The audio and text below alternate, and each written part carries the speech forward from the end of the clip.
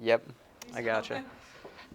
All right, so here, let's go and like start talking about class. I really don't have a lot to talk about today. Let's look and see who's out here.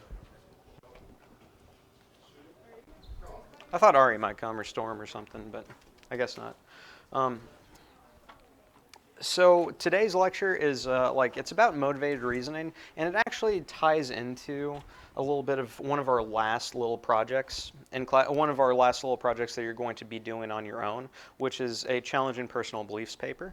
And I'll talk about that relatively briefly here momentarily, but kind of what we're a little bit concerned about with like the potential of like everything shutting down. So here's the idea. We can do everything online. We can. Uh, Now, for those of you that are like collecting data and everything, like in your groups, collect as much data as you can. If you collect no data at all, I will downgrade you a lot for that because we've been supposed to be collecting data all of these times that like we haven't been together. Now, collect as much data as you can. Like the in sizes or the amount of people in your groups that I'm expecting, I'll be a lot more lenient on that. A lot more lenient. But like, if you don't collect any data, you're gonna get downgraded pretty hard on that. So like, meet with your groups, make sure you do all of that. Now, like with like the presentations and everything, we can just like film videos like on your own and like submit those like in parts. So like we can still do presentations online if we have to. So like that certainly is a possibility. Like tests and things, we can just move all those online. Like that's not a hard thing. Um, does all of that make sense to everybody? Like how it's possible to do? It's like functionally, I'm going to be pretty lenient on different things that we have to do. So like that's kind of what I'm thinking. On Friday, the 13th, which it's funny that all this weird stuff is happening around that, but that's yeah. There are two podcasts that I want you to listen to. One, it's only like 18 minutes worth of a podcast that I want you to listen to. The other one is around an hour, I believe. So I will send out these two links. You can find them if you do like Apple Podcast stuff. You can find these, but like it's a little bit easier to just like go onto your thing and look up the link. I wouldn't write any of this down. Like it is all on the syllabus, but you know, whatever. Next Monday, we actually are meeting in class. So we're going to be talking about those two podcasts, mostly the replication project one. And then we're going to listen to a debate on that day on the 18th and have open lab. More or less, we're having open labs for the rest of the time. So actually, like us not meeting for classes, we're not meeting for most formal classes for the rest of this anyway. So that's like this class doesn't really seem to change very much. So we're going to have a lot of open labs, so make sure you're collecting data, meeting with your groups, all of that. Now for like assignments, out of all of the individual assignments, we've done almost all of these. So the syllabus quiz, find an academic paper, case report, all of those quizzes, test one, dissection of an academic paper. I'm still working on grading those. I think I can have them all done by tomorrow. What's that, man? The last one. Oh, that's cool. Like, does anyone see that? Like, it's reflecting off of that and going like on there. No, that's fine, Ari. Yeah, yeah, like that's kind of cool. Sorry. Yeah. Um, uh, oh, sorry, Nick. So challenging personal beliefs. This paper is due on April 17th. And like I will be, I don't know, like April 17th we have that paper. So let's talk about that paper really quick. There's 3 sections to this paper. It's the last individual thing that you're going to be doing in this class. Like we do have a final exam, but this is the last individual paper. So what I've talked about, like magnitude of results, make sure you integrate that into this. What I want you to do is I want you to find a particular belief that you have, and you need to find research that goes against that belief. And that belief, it needs to be something within the like health, physical activity, exercise, nutrition, something within that. Like I don't care like what you believe about God or something, because like you can't find any good research on that anyway. But nothing older than 2009. I want you to explain your belief. That's the first section of the paper. The next section is finding research, talking about the research, like at least 5 studies, explain the methods, the magnitude of results, where it is on the hierarchy of evidence, and the internal external validity of all of them, and integrate all of it together. Like you can break that into as many sections as you possibly could want. Does that make sense with everybody? Right? And then the last part, conclude if your opinion has changed. So this is a more formal paper. Now it's only worth 25 points.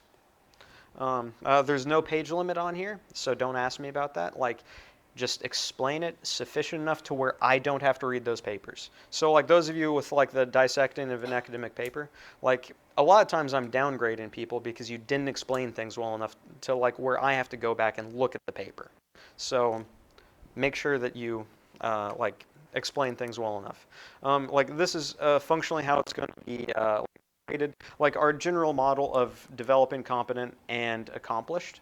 So if it's really good in all of these sections, like it'll be a 5. If it's pretty good, it'll be a 4. If it's bad, it's going to be somewhere between a 1 and a 3. If we add all of these together, 1, 2, 3, 4, 5, 5 times 5, 25 possible points there.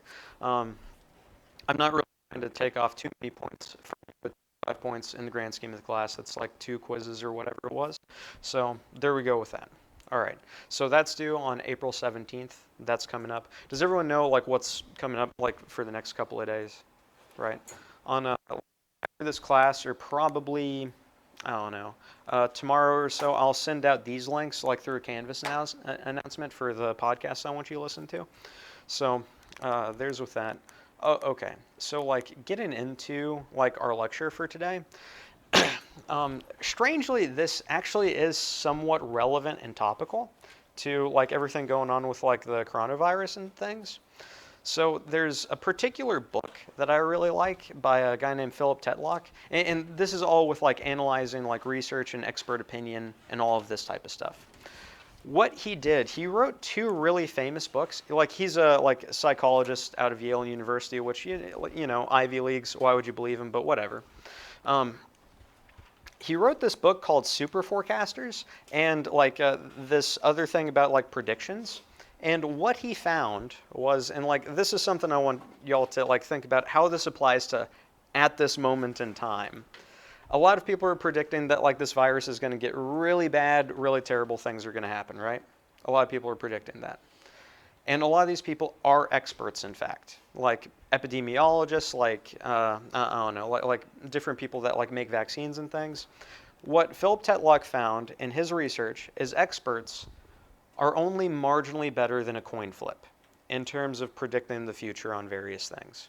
So keep that in mind whenever anybody's predicting anything. And that's just something I wanted to like cover really quick, because it's if you're interested in any of this stuff that I'm interested in, Super Forecasting would be a really good book for you to read. It's it shows like how people are virtually terrible at predicting things. Something else that like I wanted to talk about just for a second is, has anyone ever taken a psychology class? Right? Have you all ever read about mass hysterias? Okay, so like the churched up term for it is mass psychogenic illness. And these are all of the like signs and symptoms of someone going through a mass psychogenic illness. So headaches, dizziness, lightheadedness, nausea, abdominal cramps, cough, fatigue, hyperventilation, inability to concentrate, vomiting, tingling, anxiety, nervousness, diarrhea, trouble with vision, rash, loss of consciousness, or syncope, and itching. Does that sound like anything that's going on right now? Bless you. Thank you. Right? So, how many times has there been something that was supposed to end the world and it didn't? Right? So, like, on my birthday in 2012, the Mayan calendar said that the world was going to end. And it's 8 years later, right? It's does everyone know who Al Gore is? Yes. An inconvenient truth like that, like climate change type of stuff. New Orleans, like California, Florida, they were supposed to be underwater already. They aren't, right? So back in like the year 2000, it was predicted that China's GDP was going to outpace the United States GDP. It's not even close. and after this coronavirus, it's never going to surpass the United States GDP. So like that's why like I'm talking about all of all of this is research based, and this research methods class, that's why I like this class so much, is because we get to talk about things like this. Like there's not really any good data to believe that anything too terrible is going to happen almost ever. You know, like most of the like here's the thing. Most people didn't die of the bubonic plague whenever that was happening, especially rural farmers. What does Wisconsin sound like? Right. Okay. So like just keep that in and also me predicting I could be 100% wrong. I just told you don't believe experts, right? But like this right here, this is what I'm noticing within like our university at the moment is this. It's what's called the bandwagon fallacy, and like this is one of the common missteps in thinking about things. So it's like argumentum ad populum, which essentially, if everyone else believes it, then it must be correct, right? So does anyone know who Henry David Thoreau is? Henry David Thoreau, Walden, right? Like one of the smartest humans that's ever lived. Like if I ever have a son, I'm going to name him Henry David. I probably won't, but like if I ever do, I will. He said that truth is not democratic. So just because everyone thinks that something bad is going to happen doesn't mean anything bad's going to happen. So like of course, I have a personality to where I don't believe anyone anyway, right? So like, if you took anything out of this class, take that aspect of my personality. I don't believe anybody ever. But you know, moving on from that. So like, get into like some motivated reasoning stuff. Like, it is related to like that bandwagon effect, and also the paper challenging personal beliefs. All of us make mistakes in our reasoning and our thinking. And that's really what I'm talking about, and really what that like 18-minute podcast is talking about that I'm going to send out, the 7th Avenue Project. Oh, no, it's not the 7th Avenue Project. It's the Thinking Clearly podcast. I'm sorry. It's talking about motivated reasoning and how to think better. Because like if you get too emotional, you can't really think very straight, right? Everyone understands that, right? So like talk about some cognitive traps, how to reason better, and understand the biases that we frequently fall into whenever we're thinking, right? And kind of what's going on like on a neural or brain level. What's going on in your brain, I think you can manipulate it a little bit. So like I'm going to explain what motivated reasoning is, what hot and cold cognition are. There's 2 different types of motivated reasoning, and there's system 1 and 2 and some cognitive biases within this. So like first off, this is what motivated reasoning is. And like I did just put this up on Canvas. I know I'm a little bit slow in putting things on Canvas in this class because it's, well, like really the tests aren't as important in here, so that's kind of why it takes a back burner sometimes. But this is motivated reasoning. This is the definition that like I will expect you to know on the final exam. It's a form of reasoning in which people access, construct, and evaluate arguments in a biased fashion to arrive at or endorse a preferred conclusion. Effectively, how this was taught to me is you see what you want to see, right? So we almost, like, think about this. The reason for this Challenging Personal Beliefs project, when was the last time you changed your mind about anything? Today? Why would you change your mind about, Ari?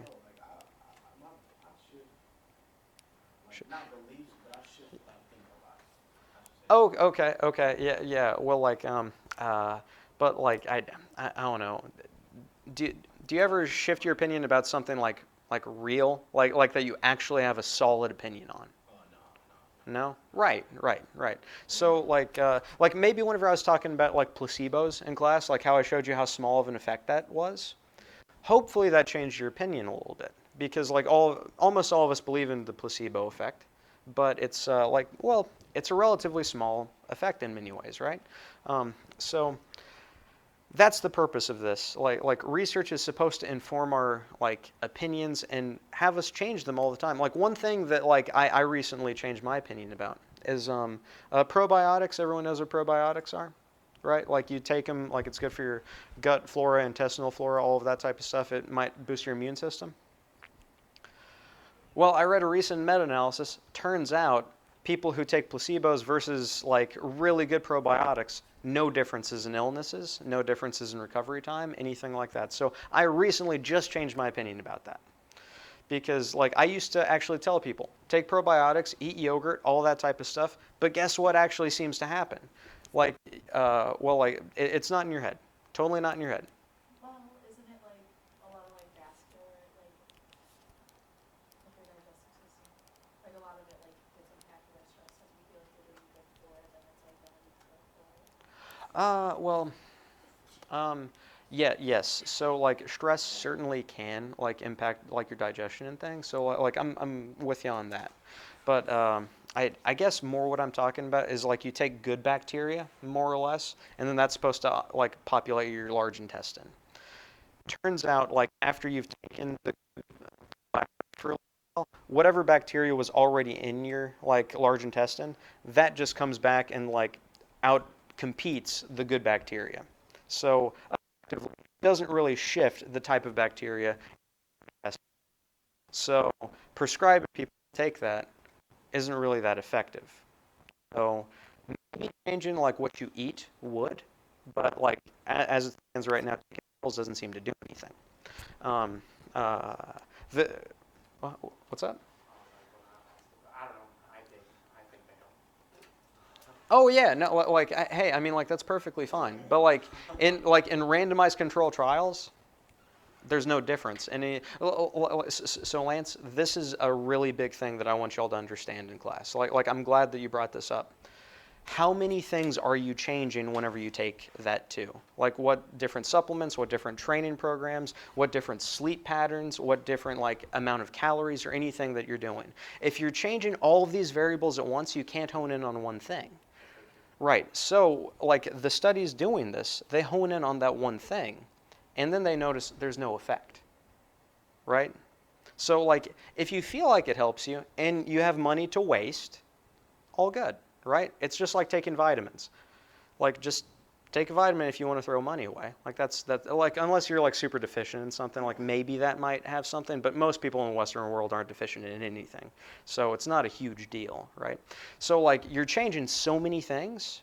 And also, whenever you say, I think it makes me feel better, what's the dependent variable? And what's the magnitude of the effect? Are you more? Do you have more muscle mass? Does your waist circumference go down?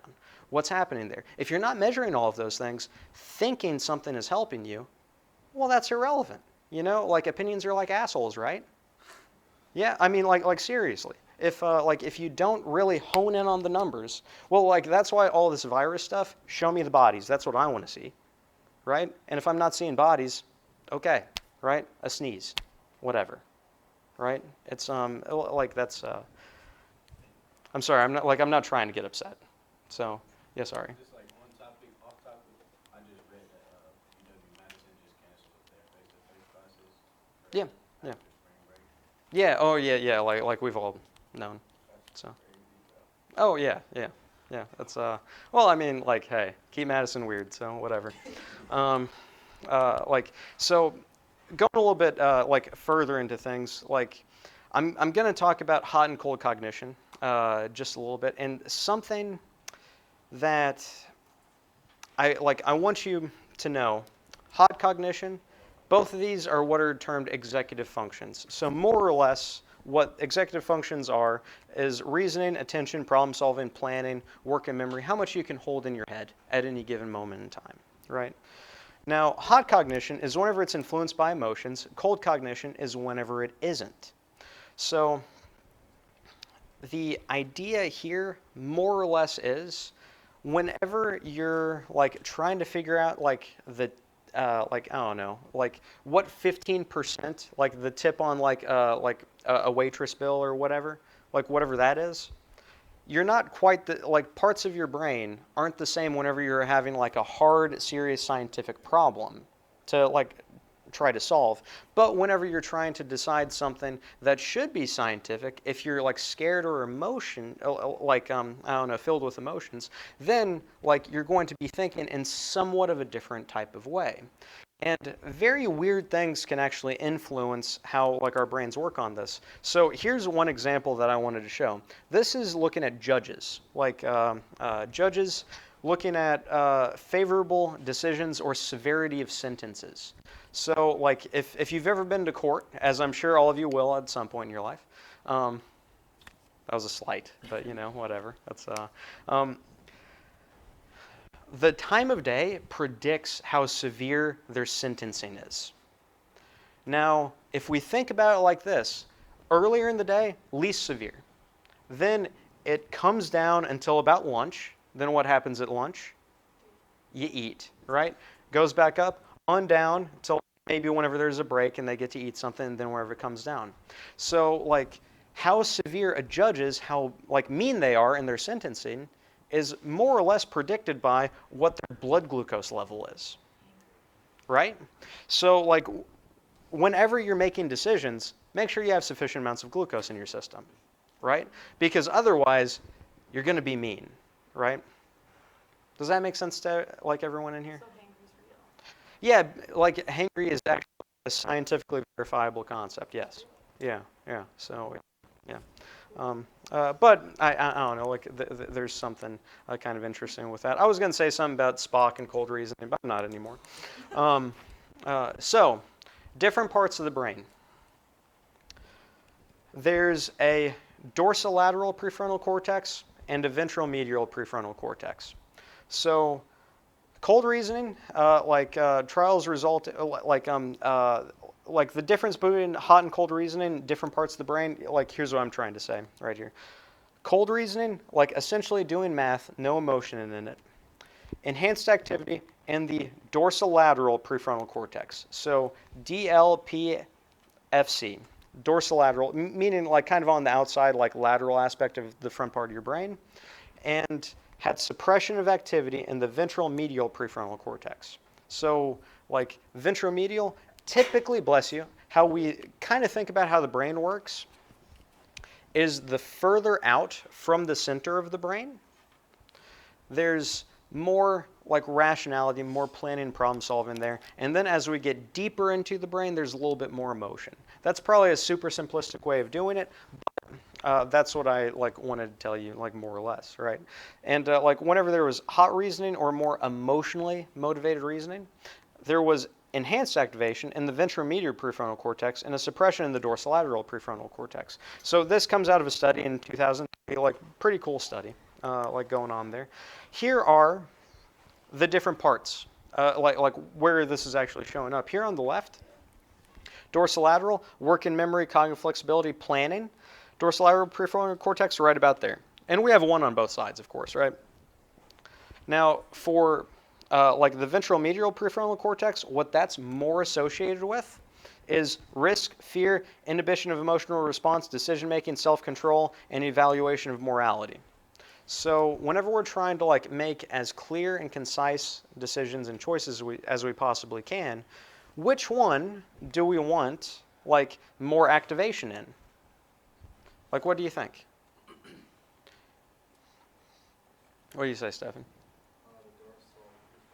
Yeah, the dorsolateral prefrontal cortex, right. Because like that has nothing to do with fear. Like if you're making decisions whenever you're feeling like uneasy or risky or like with fear, yeah, like you're probably not going to make the best decisions, right? Like if we're just like doing like cold calculated math, that's probably the best thing to do. And like something right here, acute psychological stress reduces working memory related activity in the dorsolateral prefrontal cortex.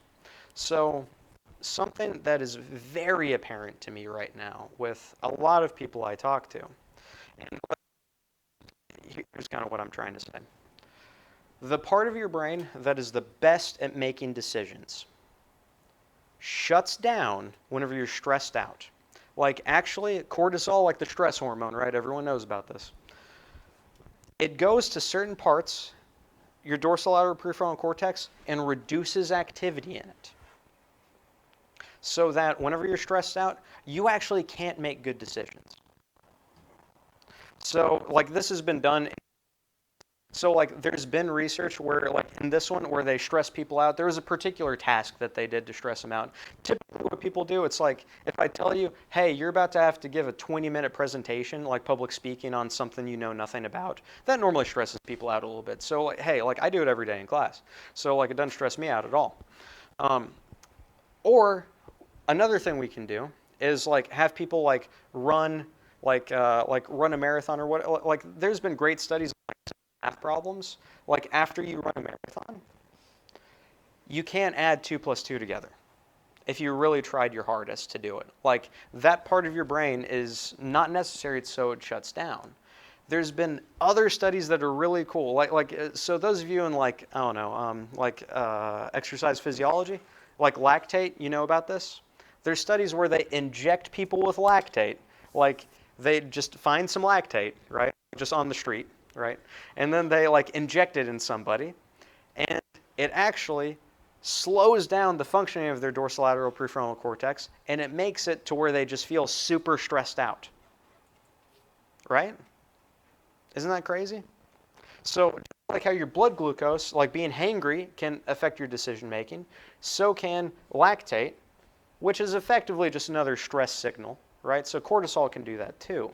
So whenever we're thinking about things, yeah, like that's somewhat of a problem, right? Like if you're making decisions out of fear, ventromedial prefrontal cortex, you're not going to make the right decision.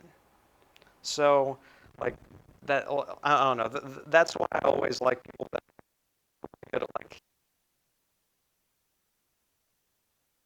routine conflict. Like people that like climb up super high and they don't get stressed out at all.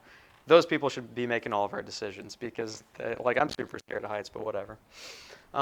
Like next thing, motivated reasoning.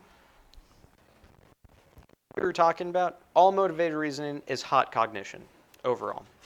And there's really 2 different types of motivated reasoning. I'm not saying that hot cognition is always bad. It's good to be emotional and care about things. And in fact, today I think y'all see that I'm a little bit emotional about all of this because I'm reactively emotional. Like I'm upset that people like higher up are like being needlessly emotional about certain things. Um, um, so like it's okay to do that sometimes, but like there's overall 2 different types of motivated reasoning. One, be motivated towards accuracy, and another one being motivated towards a directional goal. So like first one I wanted to talk about is accuracy.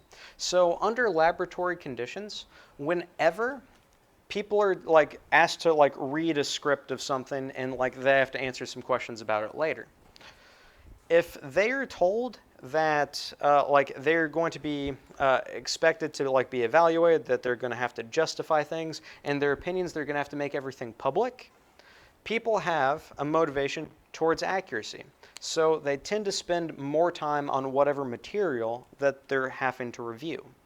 So I think all of us understand that there's like an effort accuracy trade-off. So like there's kind of an old saying that like 20% of your effort gives you 80% of your results. The 80-20 rule. Has everyone heard this? Right?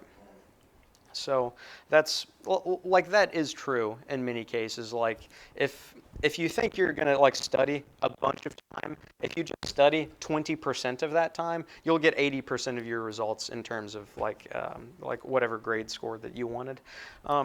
But if people are like motivated towards being accurate, essentially trying to like maintain their own like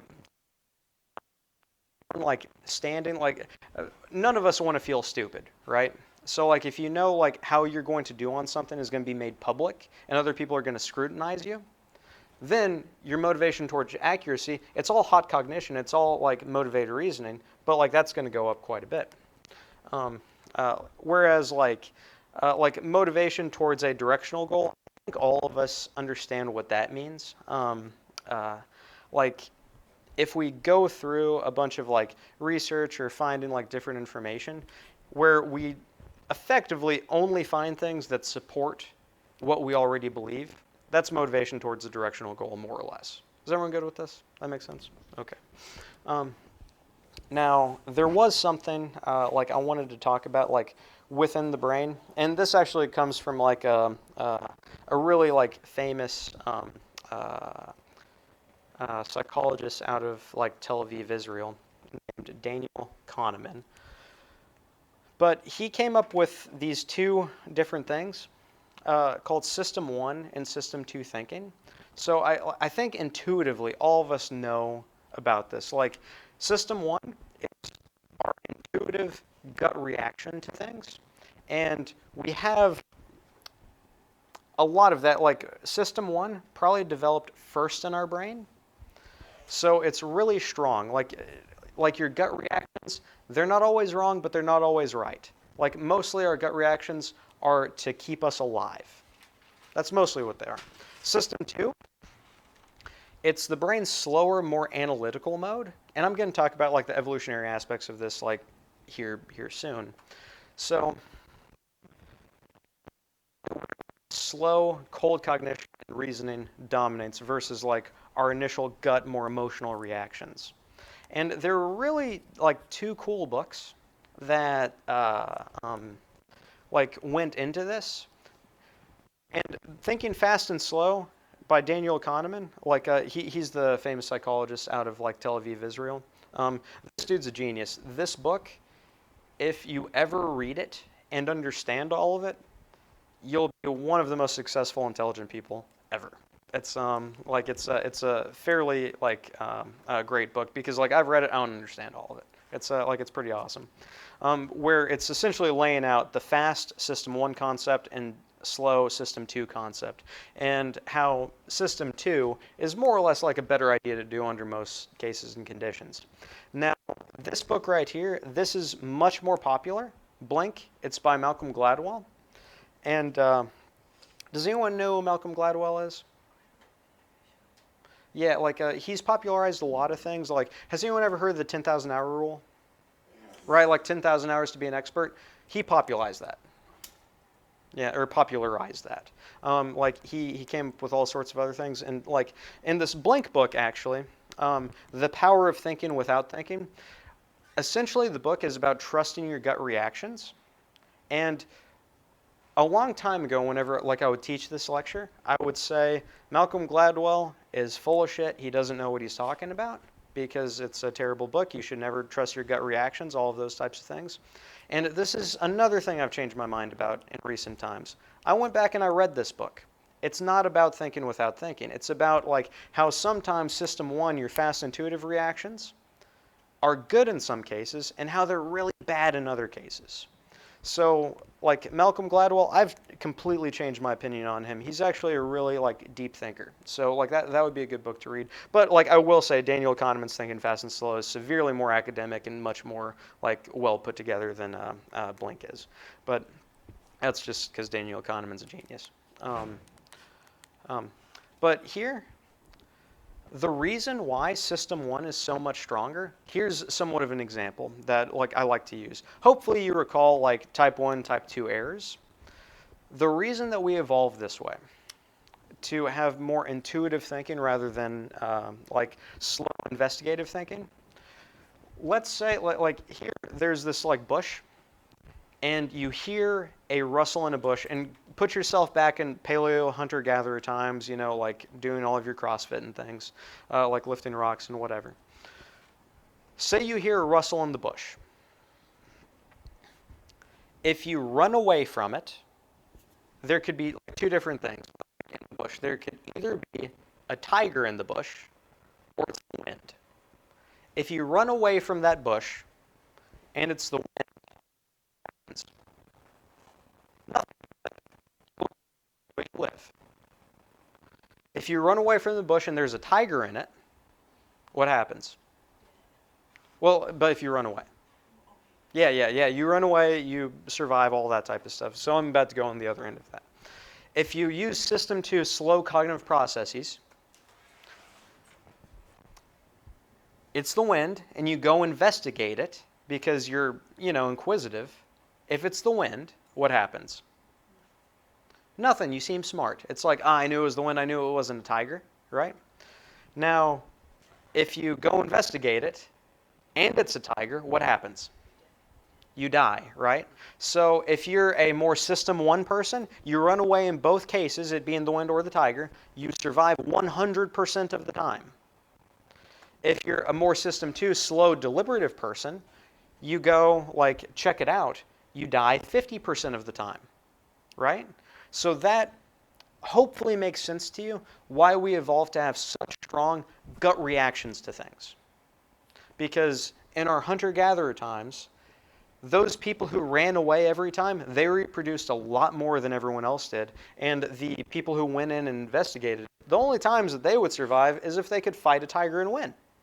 Which, I don't know if you know, but tigers are really strong, right? If anybody was paying attention in like lab yesterday whenever I was talking about lions and caracals, they're really strong. Tigers are even stronger than lions. So that's, yeah, it's, tigers are much stronger. But yeah, neither here nor there. So that's really why all of that's put together in that type of way. There's one particular study, like here, let's see if I can, oh, no. Like there, I was going to have y'all read more papers online, but that went over so well. So it's so I decided to just pull out a couple of quotes. There was one by Ziva Kunda in 1990. She actually knew Daniel Kahneman. And like she wrote like this: people motivated to arrive at a particular conclusion attempt to be rational and to construct a justification of their desired conclusion that would persuade a dispassionate observer. So whenever we have a like goal, like a motivated reasoning towards a directional goal, whenever you want to end up on some conclusion, like be it like, I don't know, like whatever political stuff you can think of, like gun rights, healthcare, like whatever. Like this happens in all of us to where like we try to find enough like information to sway someone who's more or less neutral. That's typically what happens. And then when we make decisions, we draw upon stored information, memories, or affect, like all of that type of stuff. Really, I'm not going to talk about any more on that. On a neural level, we already talked about the ventral medial prefrontal cortex. These are all the different aspects of the brain that are turned on more whenever we're doing motivated reasoning or hot cognition. And go back in your head just a little bit, like juxtaposing this to the dorsolateral prefrontal cortex, the cold cognition more or less. These are the different aspects. So ventral medial prefrontal cortex, we already talked about that, like risk, reward, all of that. The ACC or anterior cingulate cortex, this is related to like reward anticipation, attention allocation, decision making, morality, and emotion.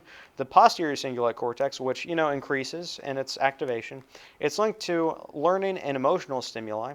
The insular cortex, consciousness, emotion, empathy, compassion, self-awareness. Lateral orbital cortex, emotion and reward and decision making. So whenever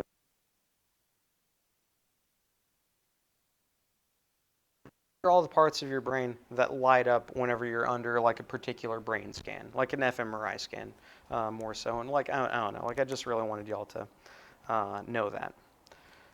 Here is an example of motivated reasoning. So what happened? Like we actually have you have access to this paper like through Canvas. So like go through and read it like if you want to. Like I'm going to give you the main highlights of it. So it's called Defensive Processing of Personally Relevant Health Messages. So what they did, they got a bunch of female undergrads in a psychology course, and they wrote about caffeine consumption or like coffee consumption and its relationship to fibrocystic breast disease and Parkinson's disease and different things. And they said that higher caffeine consumption, they were making up all of this data, so like none of this is real, that caffeine or coffee consumption increases the risk of fibrocystic breast disease, Parkinson's disease, and all of that. And then they asked these psychology-like students to rate how relevant or how important this information was, or how accurate it was, or if they made any mistakes in their study. So what they found was there was a direct relationship with individuals, like women, who consumed a lot of caffeine, finding a lot of problems with that study, and women who did not consume a lot of caffeine found no problems with that study. So there being more or less an example of like motivated reasoning, right? So like if there's a relevant health message, and what am I saying?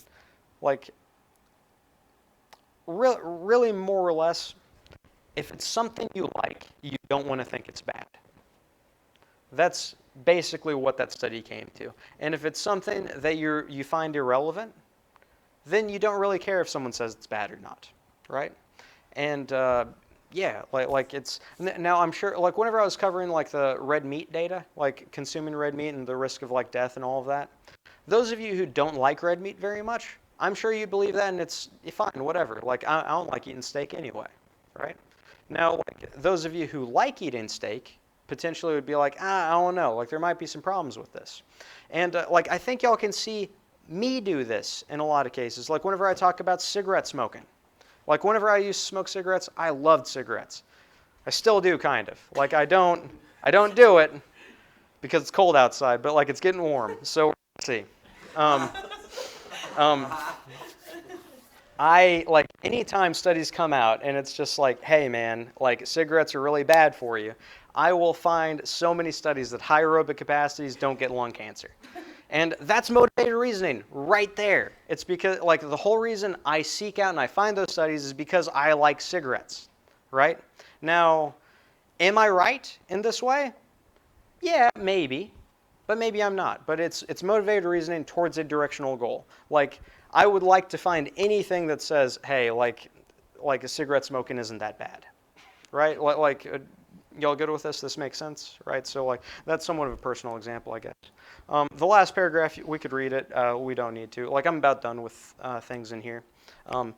Next thing, just really some, all of this is just memorizable material, more or less.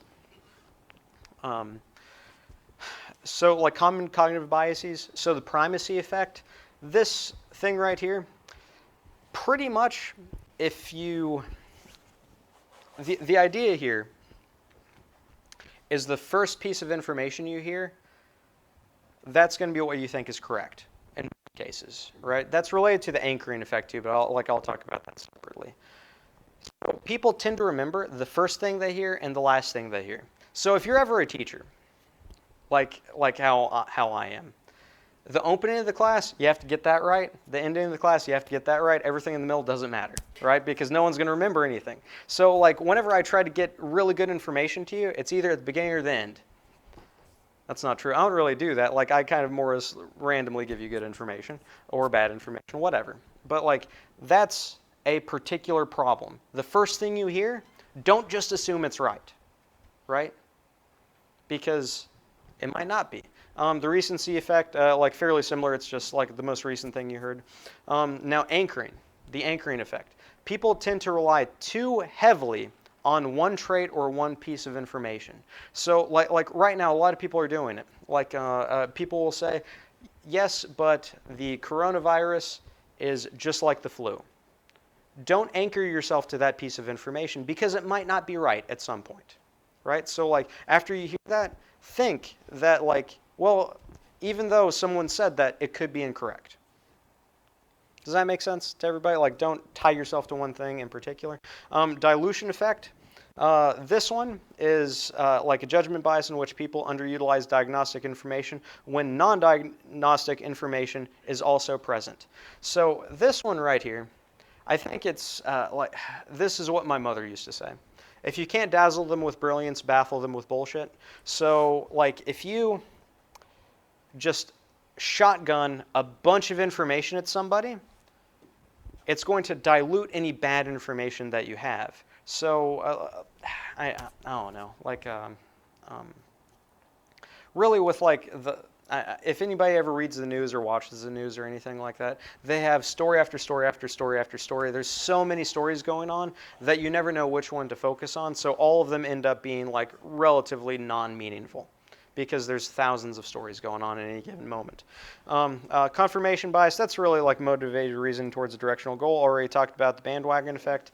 Dunning-Kruger effect, we talked about that a little bit at the beginning of this entire course. But like really the relationship between how competent you are and confidence, it kind of goes along this to where like if you know a little bit, you are overly confident in what you know, and the more you learn, you become less confident. So actually people who don't know a lot about a given topic or subject are overly confident most of the time, and they end up not getting, like they get less confident going along. But here's the last two things. So like this podcast right here, whenever you listen to it, here's a couple of things to focus on, like that we're going to be discussing next time, like next Monday, right? So it's only 18 minutes or so. Start at minute 4 to minute 22. Like I'll send this out, or actually, like all of you have this on like this PowerPoint, so you could just click on this slide, right? Okay, well, I'll send it out anyway. But like if you focus on incidental affect, difference between motivated reasoning and confirmation bias, motivated skepticism, cognitive dissonance, cognitive inertia, bias blind spot, all of those things, that would be kind of more, that's how I want you to directly think about it. And then this last one, that's just like the Mike Frank reproducibility project. Like I'll send that out, listen to that as well. It's about like, it's over an hour, I think. So listen to that. It's actually really cool and interesting. And I don't know, that's all I got for today. So yeah, try to like actually knock out some data collection on Friday. I'll be around. Cool.